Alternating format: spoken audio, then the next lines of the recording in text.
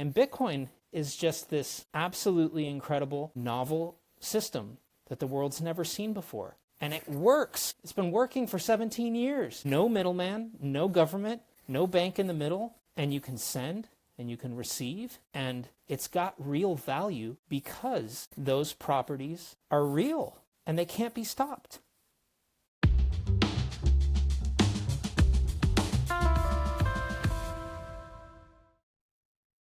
Hello, and welcome back to the Orange Pill Order podcast, where we dive deep into the world of Bitcoin and the minds shaping its future. I'm Thomas. I'm Kalen. And I'm Finn. Today, we are thrilled to have TC, the creator of Time Chain Calendar and a true Bitcoin trailblazer.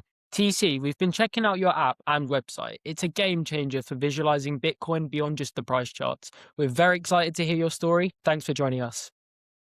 Well, thank you very much for having me. I'm excited to be here. I've heard some buzz about you young lads starting a podcast here, and I'm excited to see how this goes. Yeah, we are too. Very excited and just... It's an honor, honestly. It is definitely an honor. So let's start at the beginning, TC. Can you walk us through your journey into Bitcoin and how did you get first involved and what pulled you down that rabbit hole? Wow. I think, honestly, the beginnings were somewhat sort of destined, but also very random.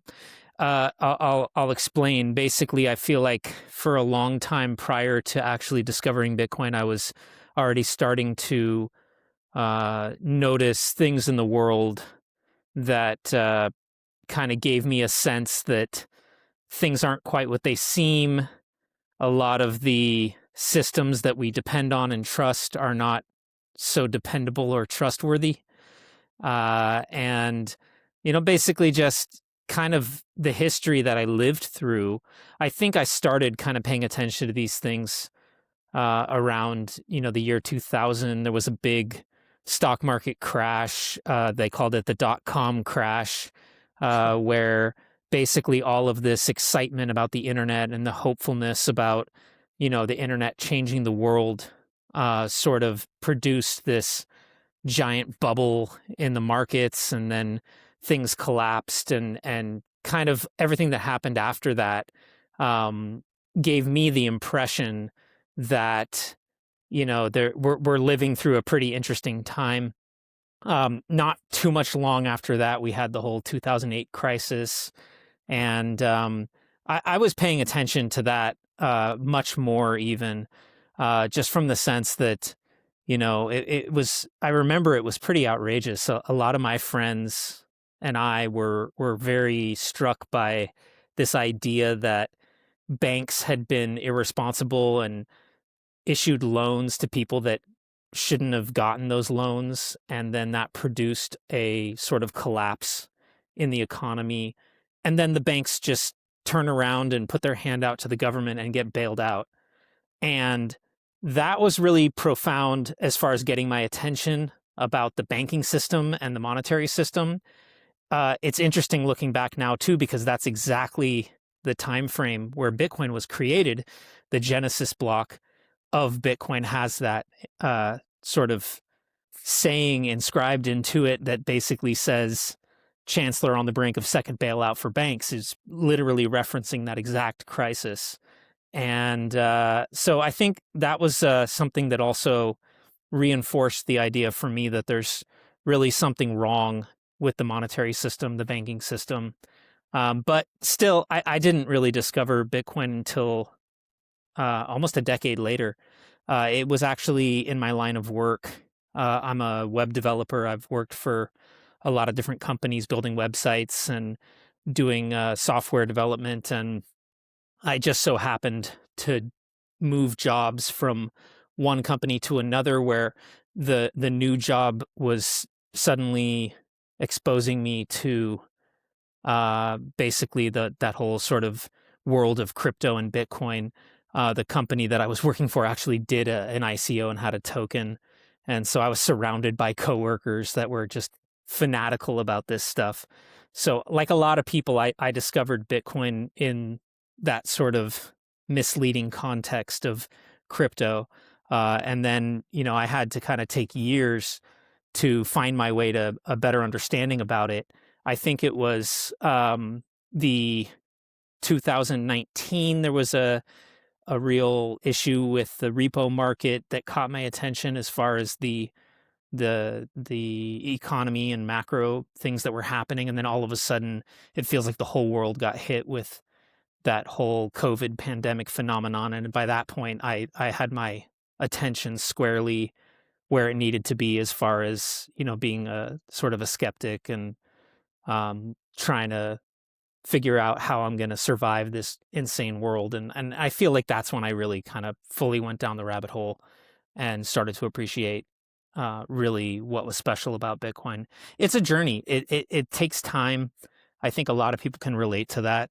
It's very easy to get drawn to crypto and actually find yourself on the wrong path.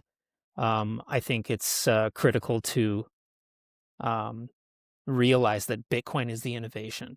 It's not blockchains. It's not crypto. It's Bitcoin itself, that actual protocol that really is the innovation that's going to help people. And that's why I started doing the time chain calendar project.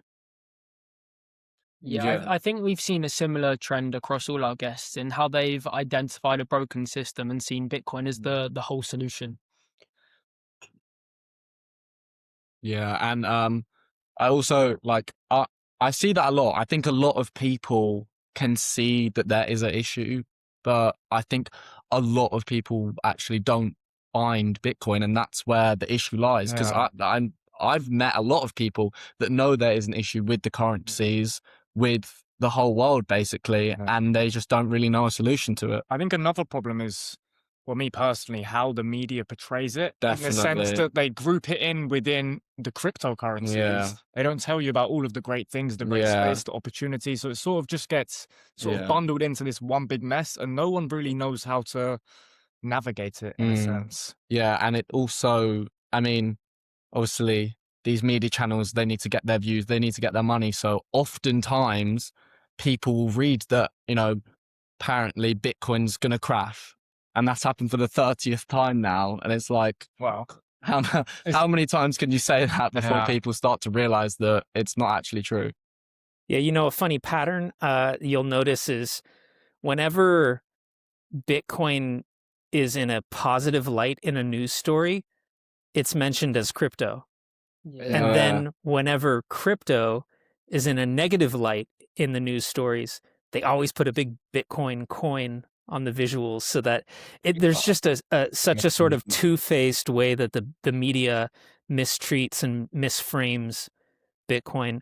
But again, there's a common theme. I think it's an important one for young people especially, is there's a world of noise, and it takes some work and some effort and some critical thinking to identify the signal. And you have to actually switch your brain on. You can't just take everything at face value. You kind of have to develop a little bit of skepticism and a little bit of, determination that you're going to apply your thinking to what you're seeing and try to identify the signal amongst the noise. It's really important these days. Yeah. Yeah. I mean, I want to circle it back to your obvious anonymity. I mean, you're known as TC at Meditation Man on X, and I think we're all curious, especially our Gen Z audience. Why are you personally choosing to stay anonymous within this space?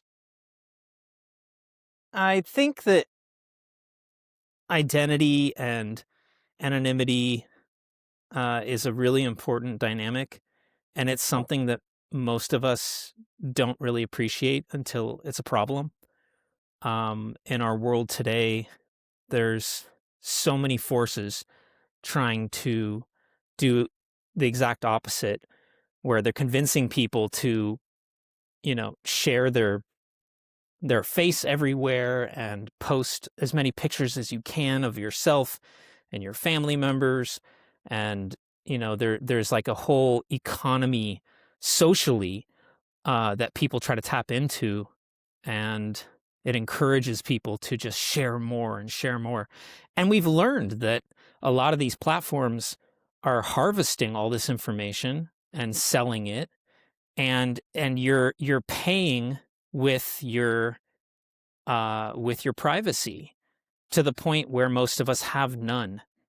And for me, it's just that I reached a certain point where I decided I needed to start taking a stand to attempt to protect a little bit more. And it's a personal choice.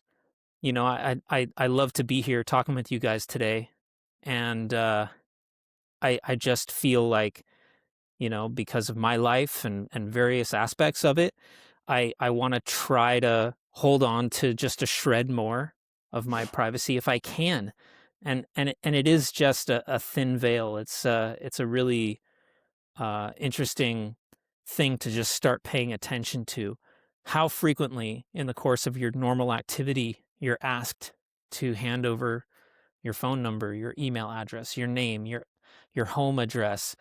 Um, you know, people are, just look at our culture, and I'm sure with you guys, you know, the younger generation, everyone is so excited to get a phone that has a camera in it and taking selfies. And now with all the AI, it's kind of like gamified that whole thing. And there's so many fun ways to leverage your image. But you have to consider this stuff remains on the internet forever. It just doesn't go away. And you never know where you're going to be in life later, where some of these things become a bit of a vulnerability. So it's just an interesting topic to kind of keep a focus on. And I think that you give yourself a few more options if you do operate with just a little bit more care. There's nothing wrong with using a pseudonym or an alternate name that's not your legal name. You can achieve most of what you do online in that way. And then that just gives you the option to reveal your legal identity at a later point if you need to. I think it's just one of those things that I only really started paying attention to in the last few years. And at this point, I feel like I'm clinging to what little bit I can actually still, you know, keep my own. Yeah, I mean, I don't really think people, and especially Gen Z, sort of can quantify how big the internet will inevitably become. And all of that data, all of these pictures, they're all held, sorry, independent corporations.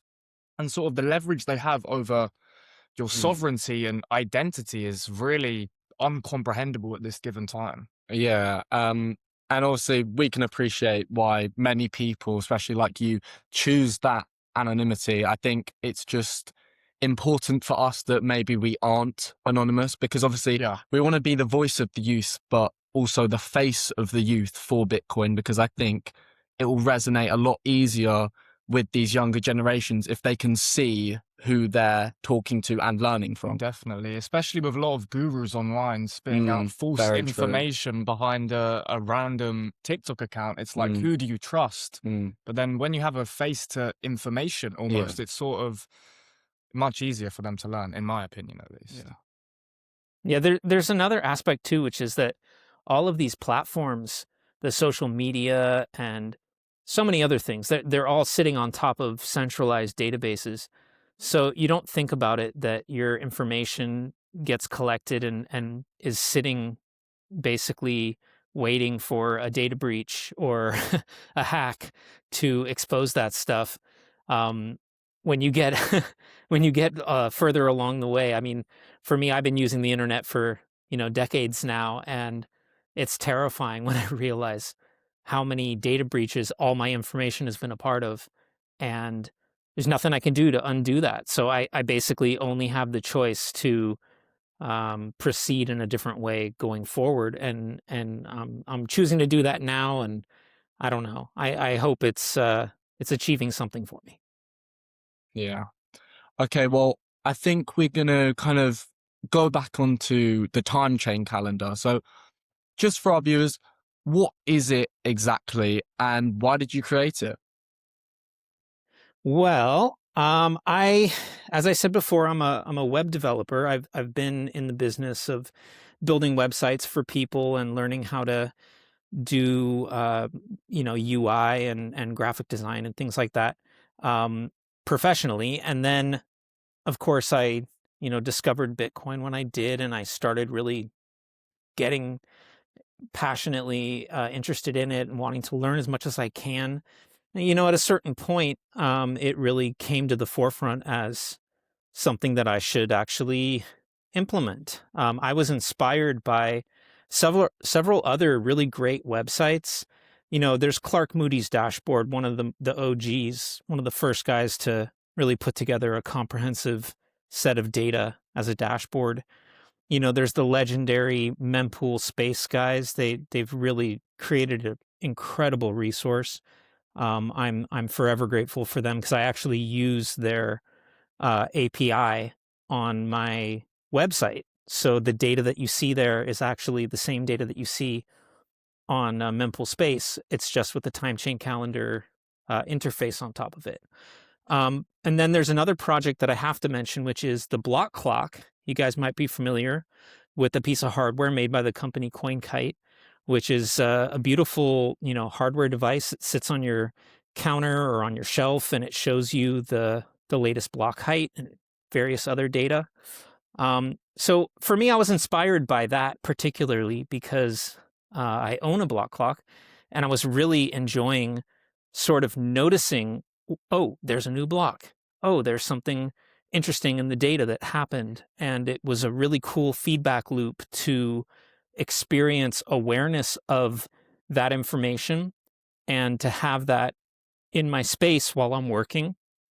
Of course, because I'm a web developer, I looked at that hardware and I kind of thought, hey, if I re-engineer this to make it more of a live website, it'll be even more up-to-date, real-time information.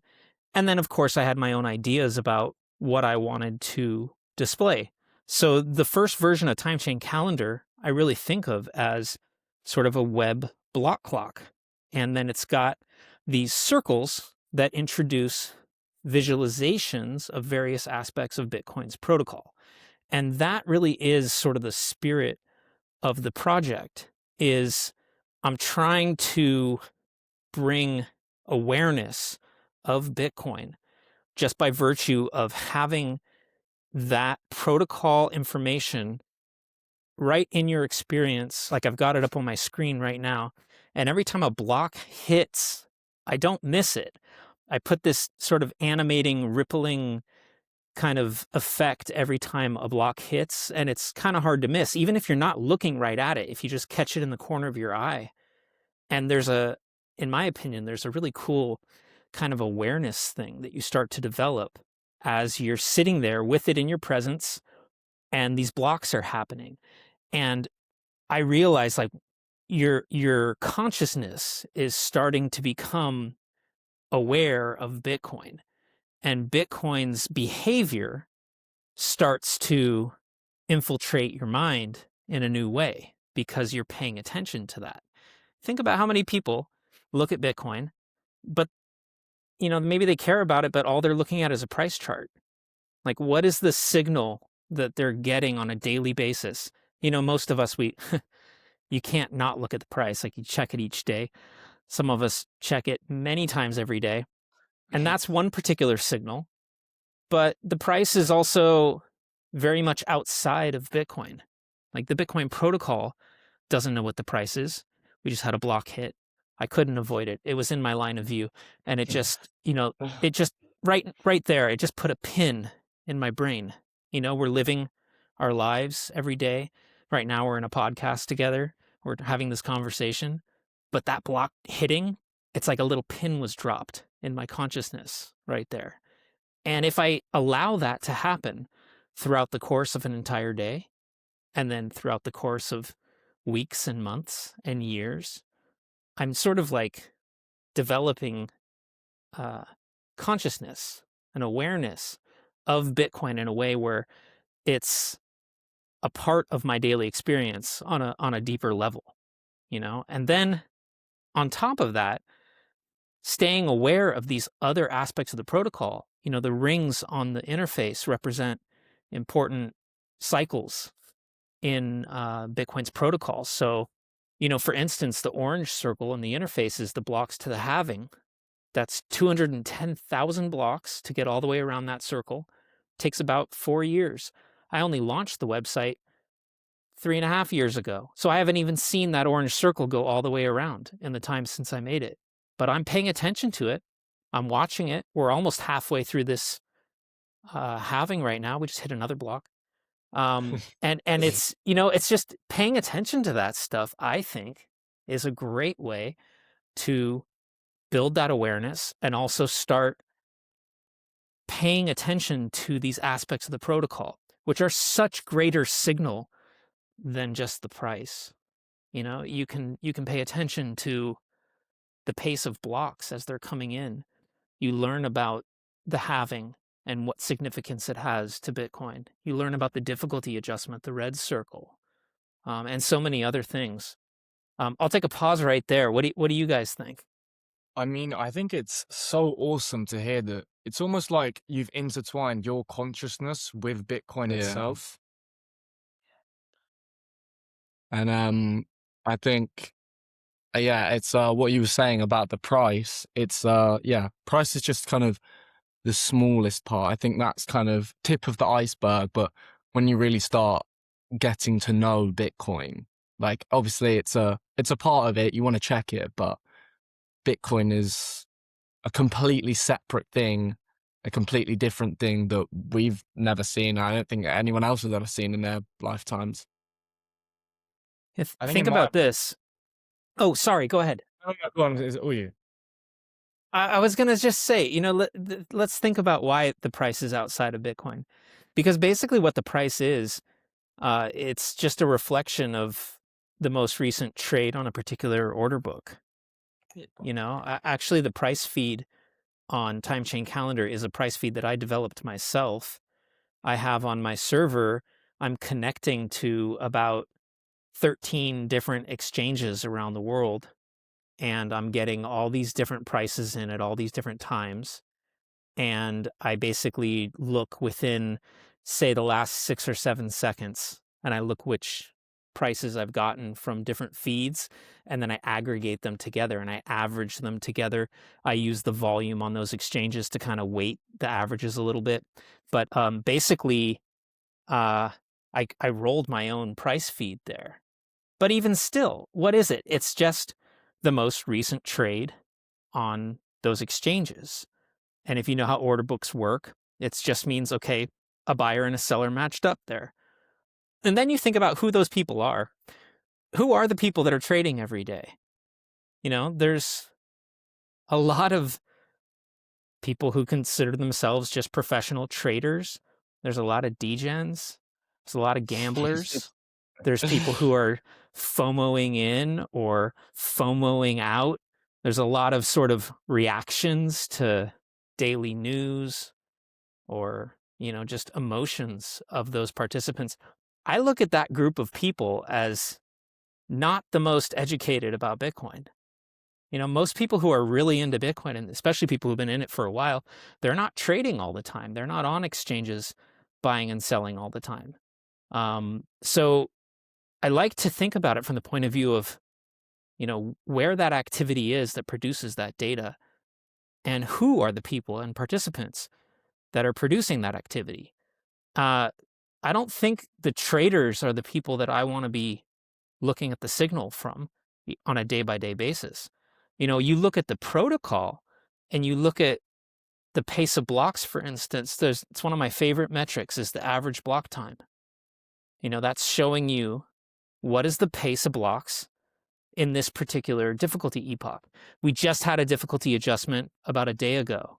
So it's actually a very small sample size right now. It's just the last day of blocks. Right now it shows 9 minutes, 43 seconds, average block time.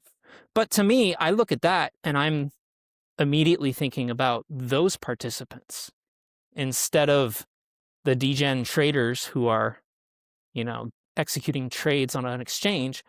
I'm thinking about the miners that are looking at this raging hash rate and this difficulty that's very close to all-time high.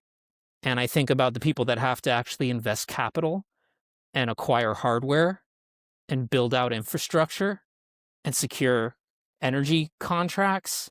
I mean, those participants have signal baked in. Those are people who are really investing in Bitcoin, and they have long-term goals to try to mine as much Bitcoin as they can, I think that group of participants is a lot more interesting and meaningful to pay attention to. And you watch the difficulty change. We had a couple difficulty adjustments that were wild. We had double-digit difficulty drop and then a double-digit difficulty increase. You're looking at wild swings in the pace of block production. And then you're seeing what the people that are mining do in response. And to me, this is where that's real signal. That's sort of more worth your time to pay attention to. Yeah. I mean, I just want to quickly circle it back to the time chain calendar. I mean, again, your viewpoint is spectacular, but I think more importantly, our Gen Z audience, I mean, the question is, how does it help someone new to Bitcoin, if at all? Well, I think that's a great question. I think the first thing you might ask if you look at it is, what is that big number? Right now it says 939,634. What is that?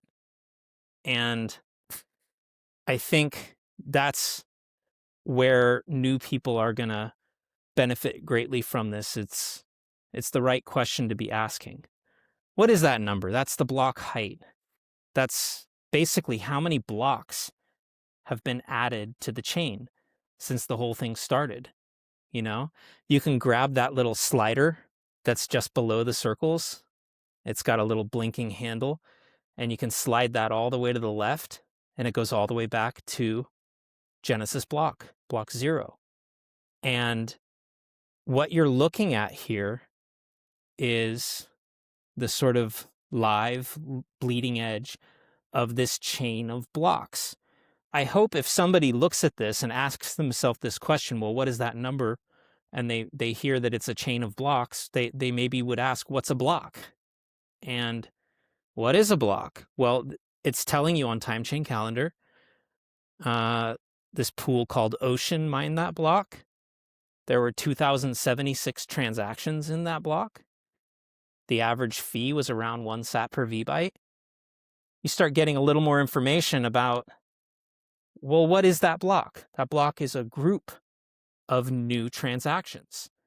We just hit another block. And this new block was mined by a pool called Ant Pool, and there's 2,611 transactions in that one. So time chain calendar is trying to show you what's actually happening, and maybe a new person can pretty quickly pick up that each of these blocks is a new group of transactions that's getting added to this chain. Now, imagine one of those transactions was yours, and say you were sending Bitcoin to someone, and it was for something really important. You can use your imagination what that reason is, but what you're seeing, and maybe what a new person should be thinking about, is this system without any central control. There's no bank, there's no government, there's no laws that are dictating that your transaction needs to be made. There's a system here that incentivizes all these people who are mining Bitcoin to compete furiously against one another to win the right to scoop up a bunch of unconfirmed transactions, including yours, and put it in a block and add it to the chain. And in doing so, as soon as your transaction is in a block, it's considered a final transaction. And at that point, it can't be undone. It can't be canceled. So you're looking at some of the greatest properties of Bitcoin: censorship resistance, sovereignty. You were able to make that transaction by virtue of sending a message to the network. And all the nodes in the network circulate that message around.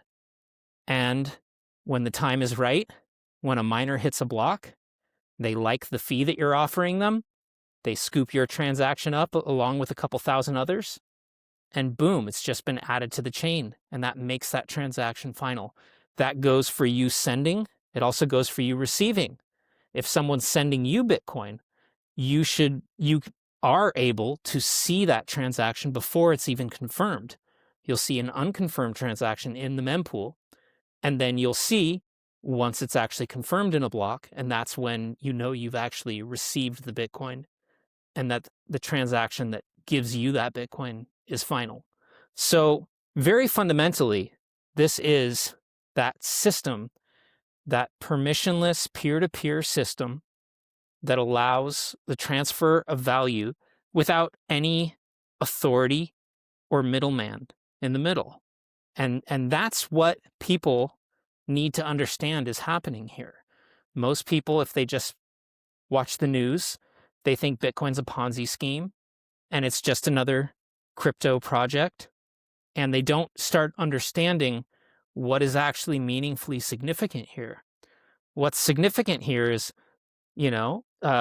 Chancellor on the brink of second bailout for banks, this banking system, and you'll see it everywhere. There was just a news story today about BlackRock stopping people from withdrawing money from their accounts. And you see this over and over again. If you go to a bank and you try to take out a large amount of cash, you're going to get an interrogation.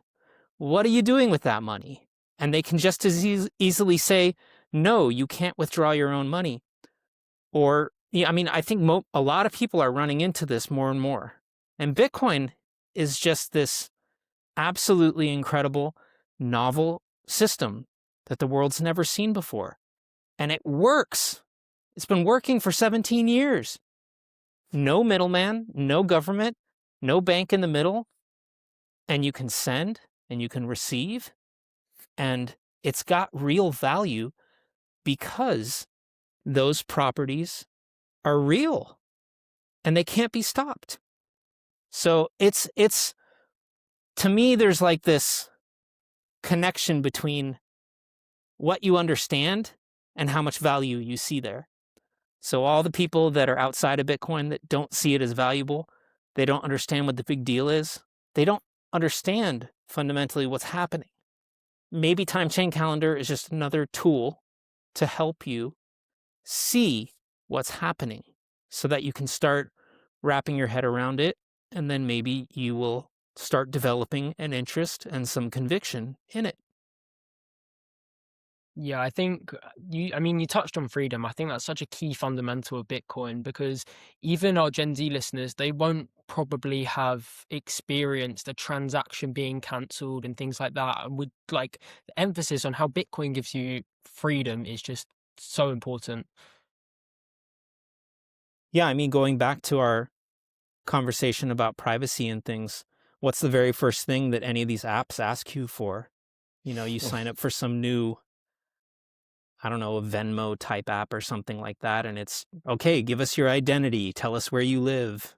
You have to kind of pay in a way with all that information. And then that gets sort of used against you.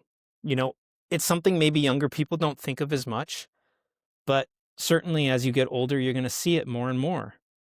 There are boundaries set by your culture and your society around you. You cross the wrong line and somebody's going to want to punish you. Somebody's going to want to limit you. I think that's really an important aspect of what is so important about Bitcoin. I think people who are in it for long enough, they maybe even start to take it for granted. But I think it's like magical. Bitcoin was kind of called, there's a meme of it as magic internet money. And there is something just magical about permissionless transfer. I actually know people all over the globe now. I know you guys now. We're on different continents. And if I wanted to send you some Bitcoin or you wanted to send me some, we don't have to ask permission from anyone. That's a big deal. And that same system works for pennies. It works for billions of dollars or pounds of value. It's unreal. The way that the system works, it breaks so many of the paradigms that the traditional financial system imposes upon us. You know, if you try to move enough money to buy a car, that's going to cause problems in most financial institutions, especially if you don't do that all the time. You know, it's like red flags go up and you're instantly suspected of doing something wrong and you have to answer for it. I think that this is one of the things that really differentiates sort of the people that are oblivious to Bitcoin from those that really are paying attention to it. It's like whether you've experienced any of the friction in the world or problems that are causing people to need Bitcoin. And I think if you see the right perspective, you'll realize quickly, wow, the world is actually moving in a direction where this is going to be needed more and more, you know? Definitely. I think, well, I think it's been needed for quite a while, to be honest. It's yeah, it's a necessary part of life, to be honest, having your own privacy and not having that middleman either blocking transactions or asking questions about the transactions or even taking some of that transaction because they can. I think it's just, yeah, not really how money or currency should work. I think even certain people, like, especially people that, might be non-docs, very private people, like, I know people that wouldn't want to allow the banks to see their transactions if there was an option anyway. Yeah. Like, it's so open when, in my opinion, and I think it's a shared opinion amongst the youth that shouldn't be the case. And obviously, Bitcoin is the only answer. Yeah. And I think that's what we, again, want to get out to the youth, that Bitcoin is the only answer to all of these privacy issues, but also in general, the currency issues, which run across the entire world. And Bitcoin is the solution to all of it. I mean, circling back to the youth, we really want them to understand the importance of your app. So I will ask, why the emphasis on time chain over blockchain? The terminology to call it time chain instead of blockchain. Yes, Well, just you for know, there's a couple of things I think that are fascinating. There is that Satoshi didn't use the word blockchain in the original white paper. The preferred term was time chain, and his focus, and you know, I think it's clear if you read his writings that you know the connection with time is really the important thing. You know, blockchains were not Satoshi's creation. That was a data structure that was created by others prior to Bitcoin, and he chose that data structure, and then he added so many other features that kind of made it work in the way that Bitcoin works. And the synergy with time is it's uncanny. The sort of importance of that. So for me, when I was going through my Bitcoin journey and I encountered the word time chain, it really jumped out at me. Maybe also because of the time in history that I was really discovering Bitcoin. There were a lot of people who were also sort of affinity scamming with the term blockchain. You saw sort of the early kind of mainstream adopters, a lot of corporate type people who in the sort of 2017, 2018 era, they were really excited about blockchains. And that's a lot of where that crypto scamming came from, because the idea was, oh, you just add a blockchain to X, Y, or Z, and you're getting all of this benefit of decentralization. And that's a scam. I mean, you know, basically a blockchain by itself doesn't assure anything. And it certainly doesn't give you decentralization, and it doesn't even give you uh, immutability. You know, if you really start diving in and learning how Bitcoin works, it's only immutable because that blockchain is combined with proof of work. And there's this sort of synergy of these different architectural elements and the way that the game theory works. That's how you end up getting a decentralized system that works. So it's really not about a blockchain. So for a lot of those reasons, I actually really favor the term time chain as well. And I feel like it kind of also helps identify Bitcoin from other uses of blockchains, which there are many at this point. Mm. Yeah, it's a very interesting take, and I agree with you completely. It's a beautiful outlook on it, as to not confuse it with the other cryptocurrencies in a sense. But beyond the tool, what is your broader story? I mean, more importantly, how has Bitcoin changed your personal views on the world? Well, I feel like the answer is that there's a rabbit hole of rabbit holes.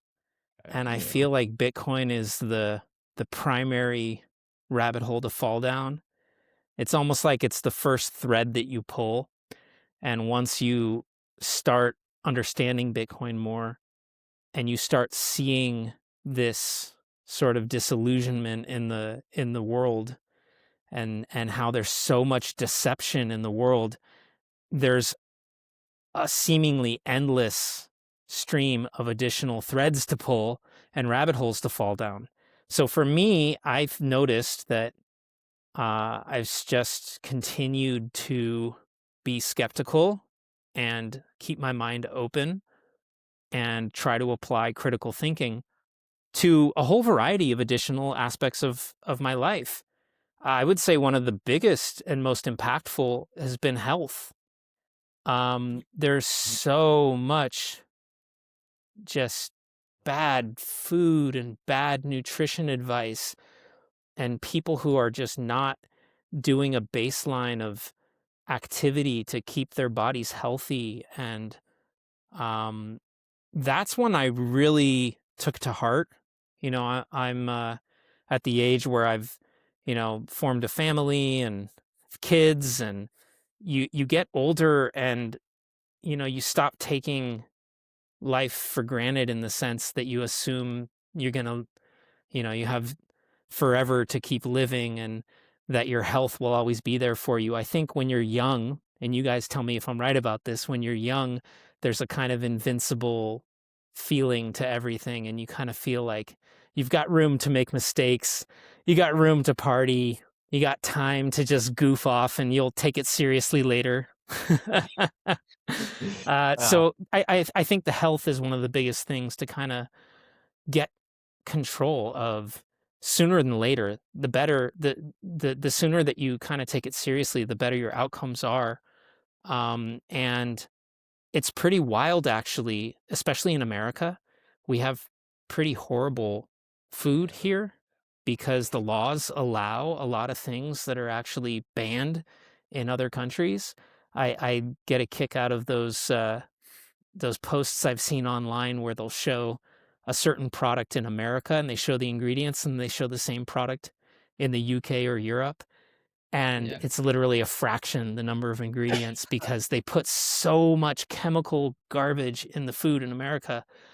Anyways, it's tough. I try to control how much junk food my kid gets, but for me personally, I took an extreme uh, opportunity to change things drastically. I started doing carnivore diet about 2.5 years ago, and it totally changed my health. I lost a bunch of weight.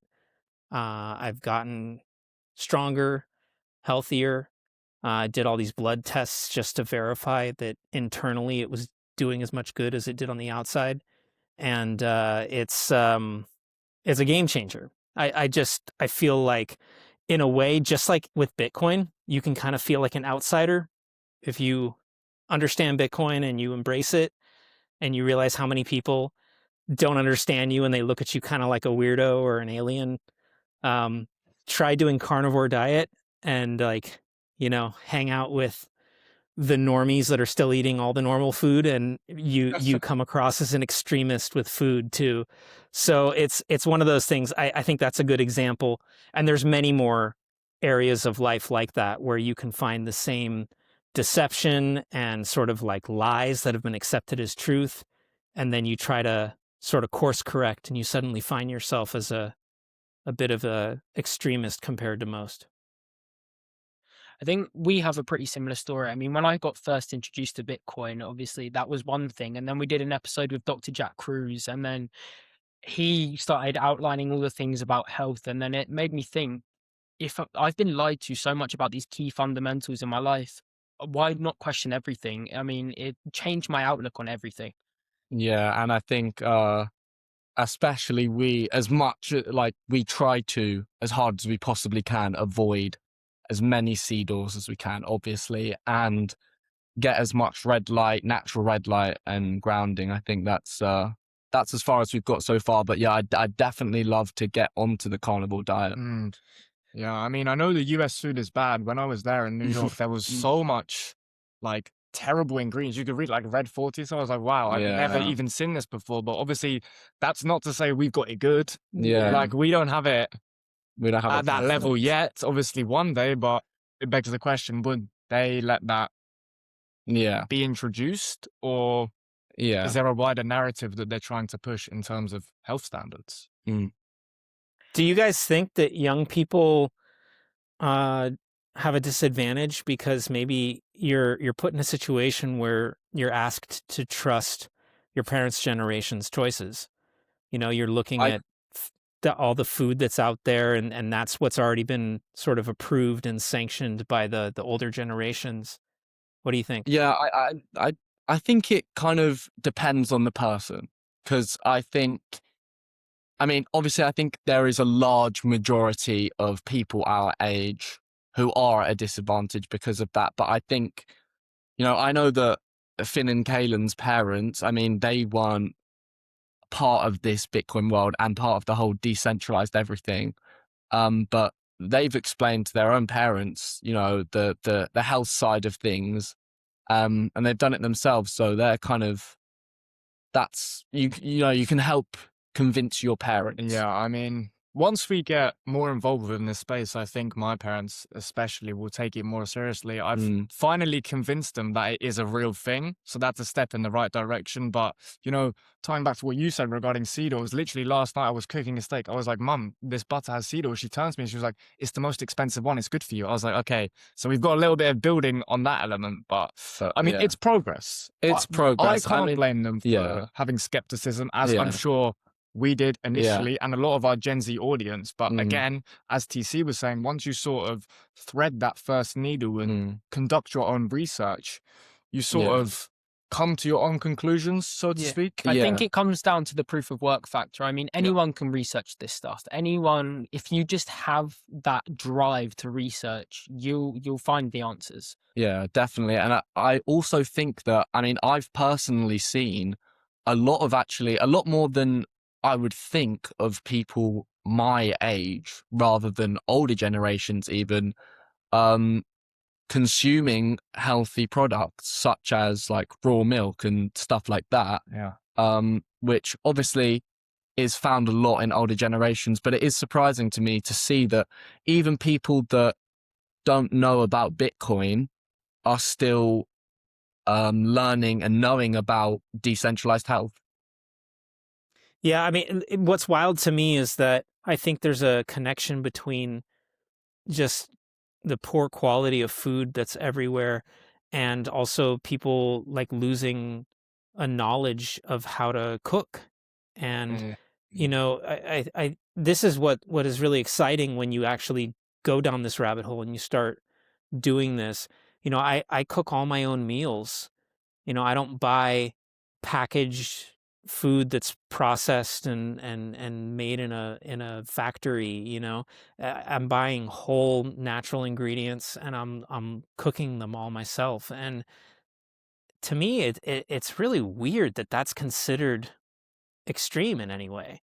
Like, that's what I think our grandparents' generation did without even thinking twice about it. And somehow, in just a couple generations, everyone's expecting everything to be fast food, convenient, should be delivered to your doorstep. You shouldn't have to set foot in a kitchen and do anything. It's insane. And there's a lot of wisdom in sort of the old ways. The other thing that trips me out is that most of the food I'm eating now is the food that's villainized by all the mainstream nutrition and doctors. Don't have too much red meat, don't have too much butter, don't have too many eggs. And I'm going, hey, that's all I eat. Like that's all the good stuff. And it's pretty wild if you actually do these things and then you discover, wow, I have actually improved my health by just eating these things they're telling me not to eat and eliminating everything else. So I think there's a real exciting kind of way to improve your life if you are willing to explore that. Question for you guys: do you know of Max DeMarco? He has a YouTube channel. He used to do some of these videos. He's worth checking out. I actually did a carnivore diet after watching his episode on carnivore diet. So if you find his YouTube channel, look up the carnivore episode. Him and like 4 other people set out to do 30 days of strict carnivore diet, and watching how that went for them and watching the outcomes, that inspired me to try it myself. When I started this, I didn't plan to do it for 2 years. I was just, okay, let me see if I can do this 30 days.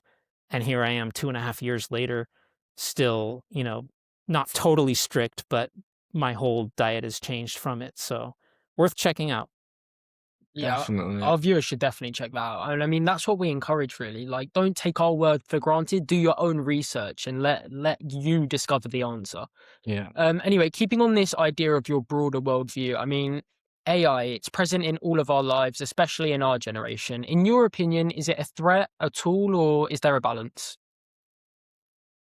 Yes, it's all of those things. I use AI every single day in my work.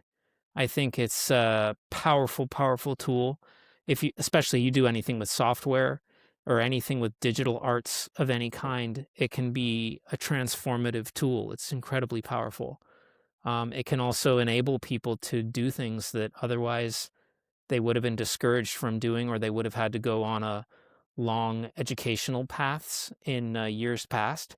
Now it's almost like you can combine your educational path with actually, building and doing what you're trying to do. So it's like you learn on the job kind of thing.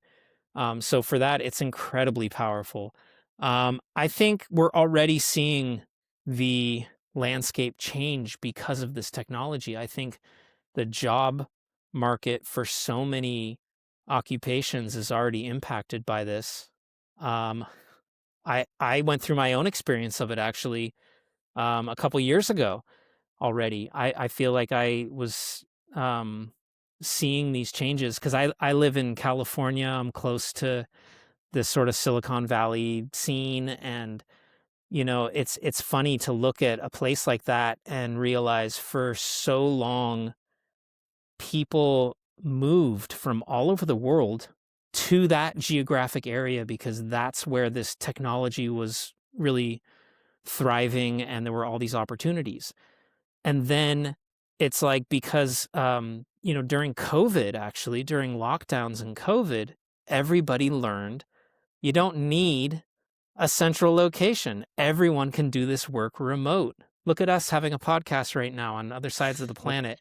It's like we don't have to be co-located to be able to collaborate. And then here comes the AI technology, and suddenly now everyone who uses it becomes 5x or 10x more productive. So I actually experienced my whole job scene get turned on its head just in the last couple of years because you don't need to be living in a specific area.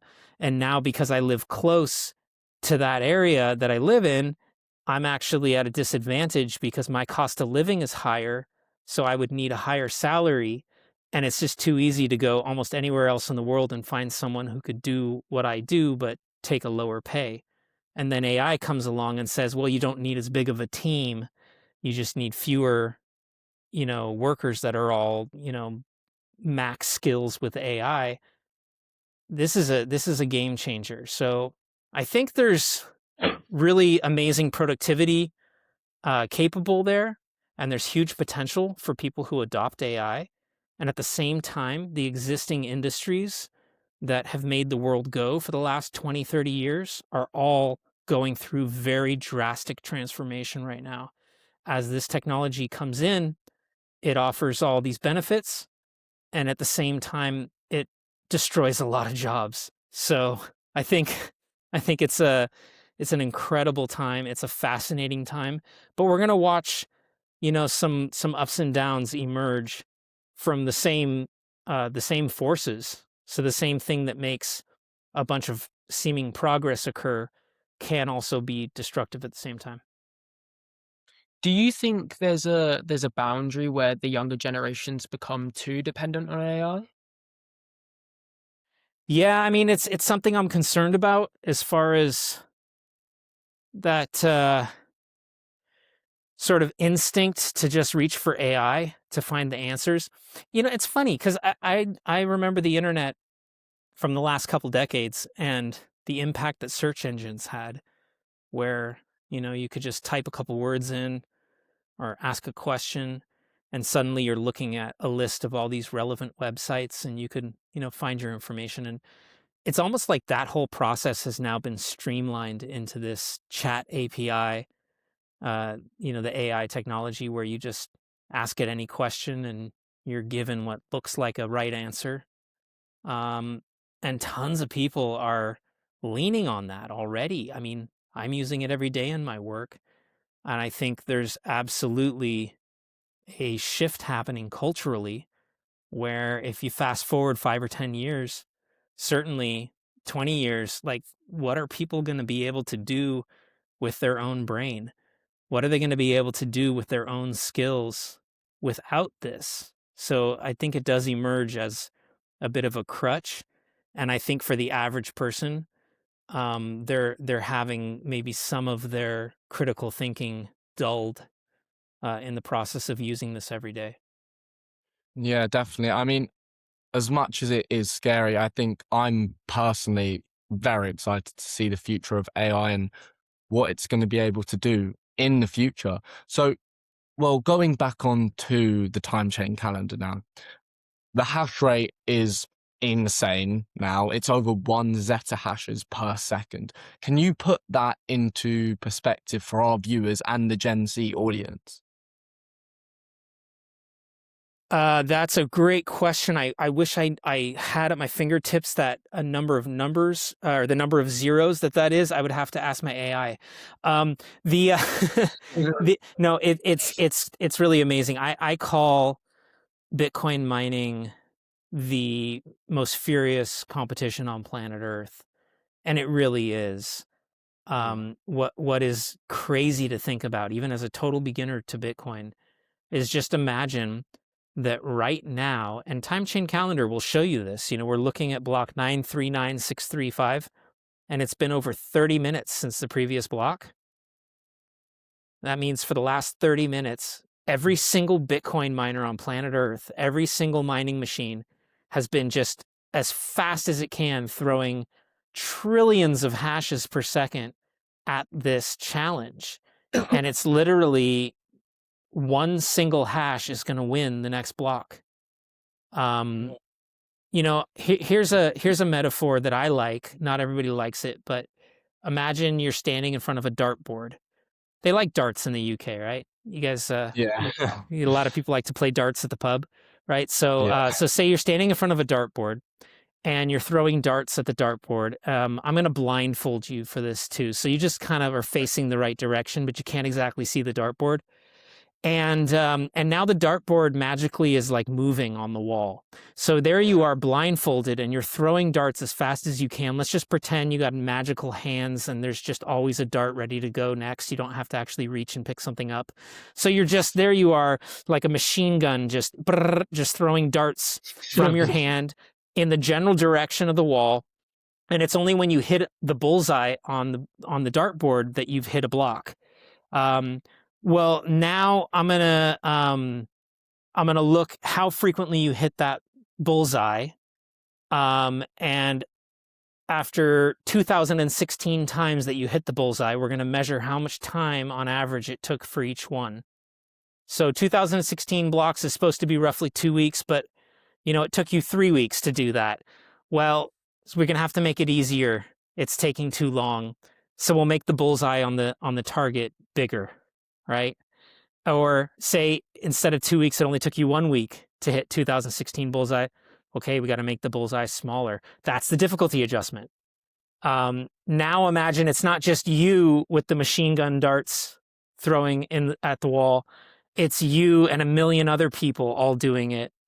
And, you know, this is basically kind of, we're building a mental model for what's happening with Bitcoin mining, is that each dart thrower is one of these specialized machines. We call them ASICs. That's an acronym. It stands for application specific integrated circuit. And all that means is that the chips on those computers, all they do is this specific application. They just run SHA-256 and they hash, and they're trying to find the nonce that's below the target.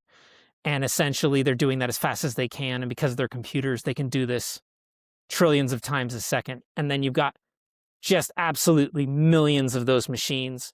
And so you're talking about, you know, a number that's so huge that zeta hash is just, I mean, so many zeros.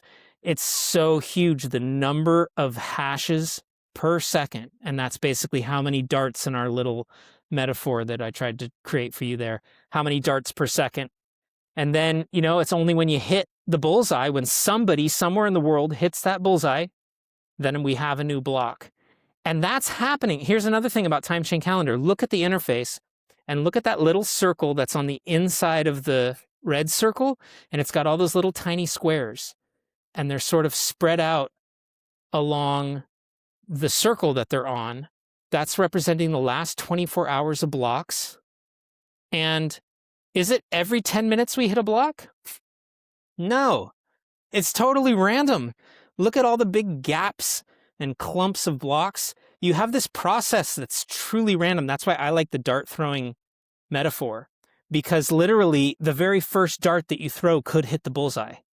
And also you could stand there with your million dart throwing buddies and not hit a bullseye for 2 hours. That can happen too.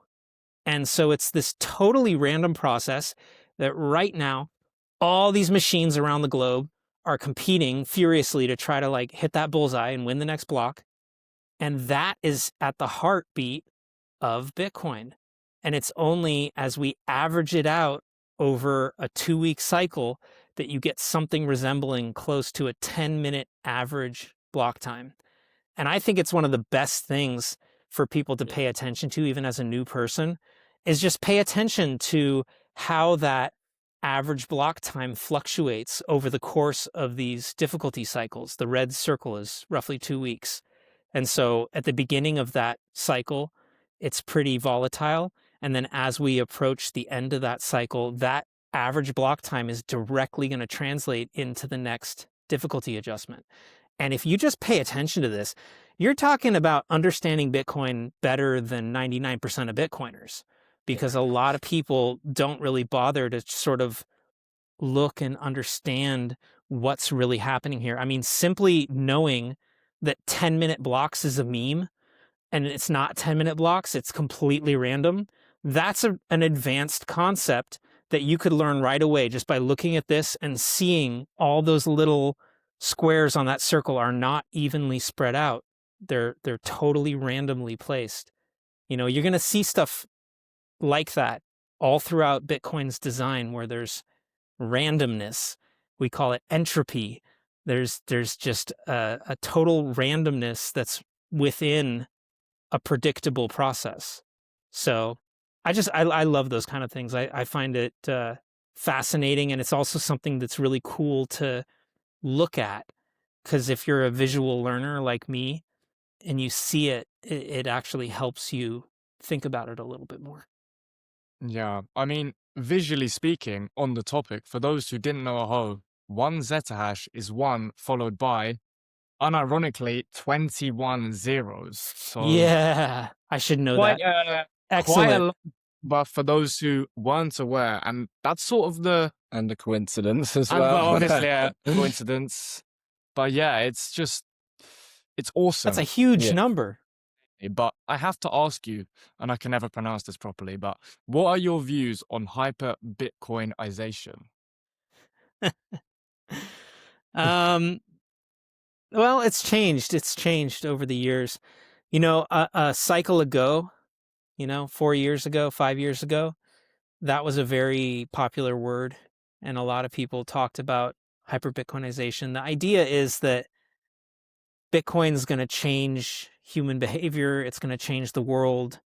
The whole world will eventually sort of be forced to adopt Bitcoin as this sound money system just outperforms the fiat money system on every level. So I got really excited about that idea. And, I do believe something like that occurs. I think now I've modified my time frame around it such that I'm not waiting for hyper Bitcoinization to happen tomorrow or next year. And I'm perfectly at peace with the idea that something like that maybe doesn't even happen during my lifetime. That maybe things are so out of whack and there's so much deception and lies around that maybe it takes, generations for these things to shift. I'm looking at your guys' generation and you guys have to recognize, wait, what is this with the poison in the food? What is Yeah. this with the money that steals from us? Yeah. There Really has well to be put. like this coming back to common sense. And a lot of times in history that takes generations to occur. So I think my opinion on hyper Bitcoinization is it's possible. It's just something that really does take much, much longer. And I feel like in the meantime, people are going to be kind of surprised by some of the twists and turns. Look at this latest cycle. We've had all these Wall Street organizations and, sort of the sharks and the vampires of the world come around to Bitcoin. And there's a lot of people that have felt really kind of disappointed by that. They're like, wait, this is not the point of Bitcoin. We're supposed to be getting away from banks. And now the banks are all getting into custodying Bitcoin. This is, so there's stuff like that that challenges your ideology if you really are looking at Bitcoin as a revolution, or you're looking at Bitcoin as an antidote to this system out there. I think there's just going to be a period of time where people have to have a more mature point of view. You have to recognize all sorts of folks that you don't like are going to use Bitcoin too. The vampires and the clowns, they're going to use Bitcoin too. And so you, Mr. Bitcoiner individual, you have to find what Bitcoin does for you. You have to learn how to use it to benefit your life. Just like you can't make everyone else go on carnivore diet, you have to determine whether that is going to do something positive for you and whether you think that's worthwhile pursuing. So Bitcoin is a really powerful tool. You have to figure out how you want to use it, and you can't get too bothered by how other people use it or by how other people choose to ignore it. It's a paradox in a way. You guys want to orange pill more. You got this orange pill order podcast. You want to orange pill.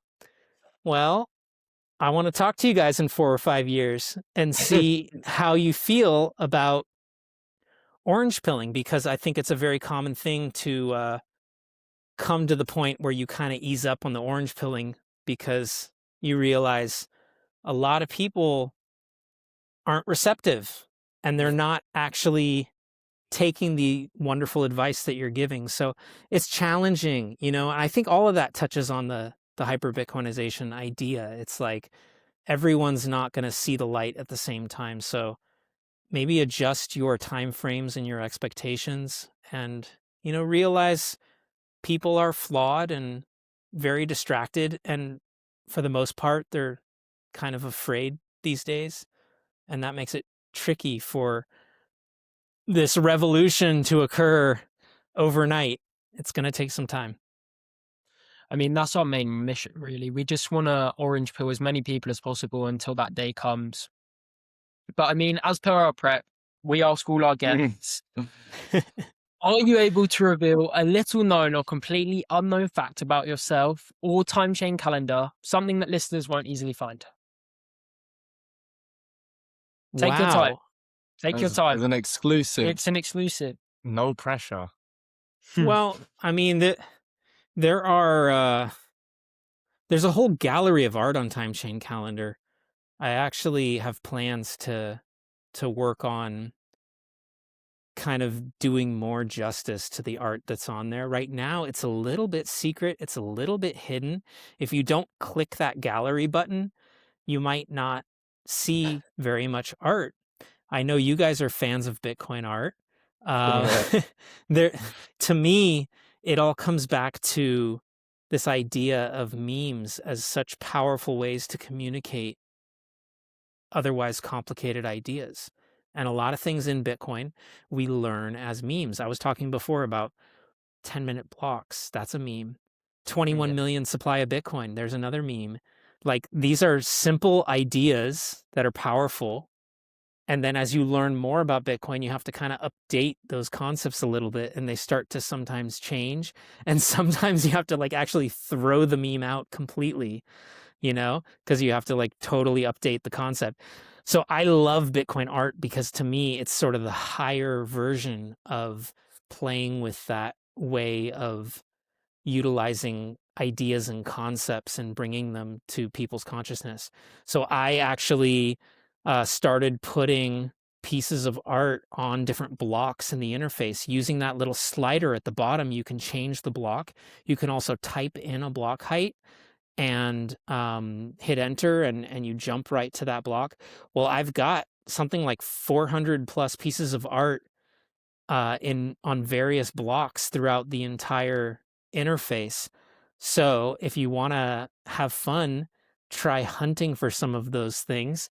I'll give you an easy one to find, which is the last halving.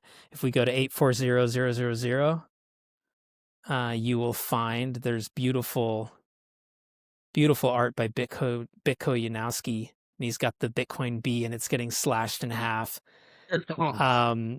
So I would say that's kind of a really fun thing to like explore and fall down. And then, of course, if you just want to easily find those things, you just click on the gallery button and you'd open it up and you'd be able to see that stuff.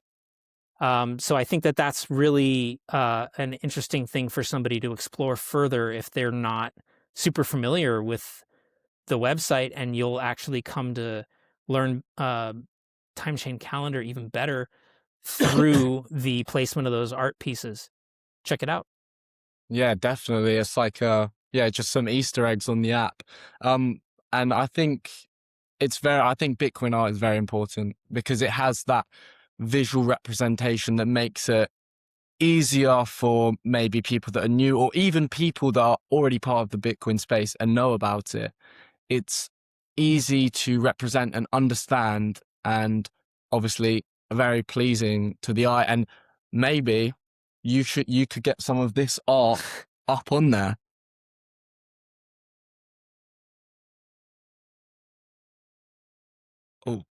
Oh, sorry, I was muted. I was saying, the artist, maybe you can hook me up.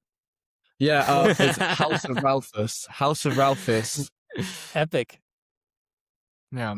Um, We were speaking to an artist the other day, actually, Asanoa, and yeah, we're speaking at Bitcoin Island, if you weren't aware. So we were actually talking to him about potentially getting some of his amazing art pieces, potentially a brand new one, yeah, as sort of a print for our merchandise. Yeah. yeah. Excellent. Yeah, no, actually, I know Asanoa very well, and I actually have a little bit of his art in the mobile app. If you notice the little splash screen when the mobile app first launches has a circle, it's the flower yeah. of life circle pattern that Asanoa did, and that's like in the background when the app first loads. I love his stuff. I've got him featured in the gallery too, and it's just there's. I think Bitcoin art is also another reminder that there's so many ways to interact with Bitcoin, and there you don't. I think there's some people that get the impression you need to be some kind of software engineer or coder person to really get into it. You can come Yeah. from any walk of life, and Yeah. you can find really valuable insights and ideals that apply to almost any type of life, any type of career, any type of work.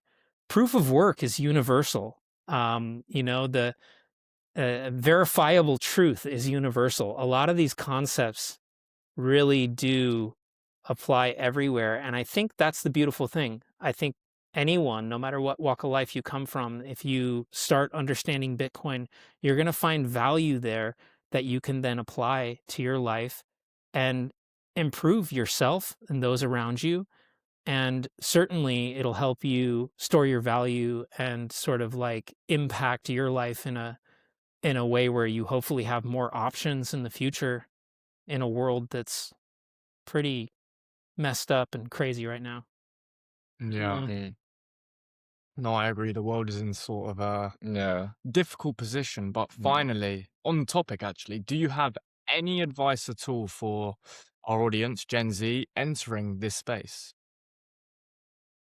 Yeah, I would say tackle the knowledge curve, the learning curve, as Mm, fast as possible. I think there's a lot of new concepts and understanding and knowledge, and a lot of people avoid those things.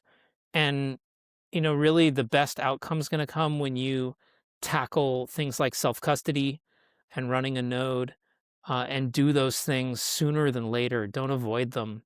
Think of driving a car. The first time you do it or when you're first learning to drive, it's pretty intimidating. But most of us, I think, you have a lot of incentive to just conquer that learning curve and get to the point where you're proficient and you can just jump in the car and get around. That's how you want to look at Bitcoin.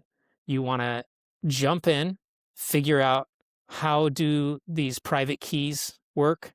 How do I create a real Bitcoin wallet on chain? How do I do a transaction? How do I understand the UTXO model, how Bitcoin moves around?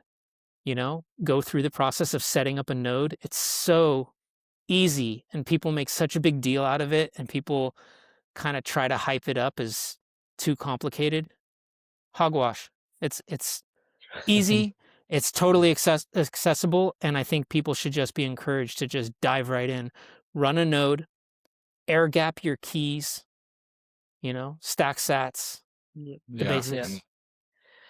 I mean, yeah, that was one of our main ideas of starting this. I mean, we saw there was a gap in the market for the younger generation, and we really believe sovereignty starts with education. So that's why this whole thing has come together, really. Yeah.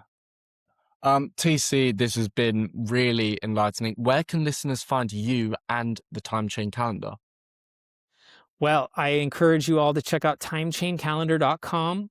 The website will always be free. It's also a progressive web app, so you can install the website on your phone. However, back in September, I launched the mobile app on iOS and Android, and that is free to download.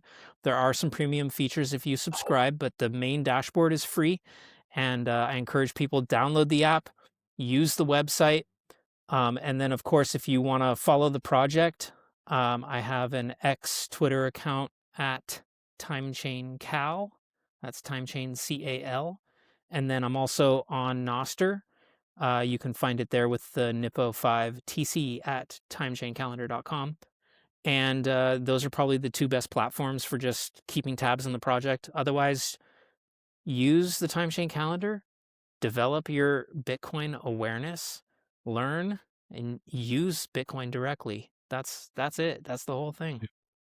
Well, you hear that, everyone. Go and download the time chain calendar. I mean, it's free. Why wouldn't you? Definitely one of the best tools for just looking at Bitcoin and understanding it. of course, it will be linked in the description.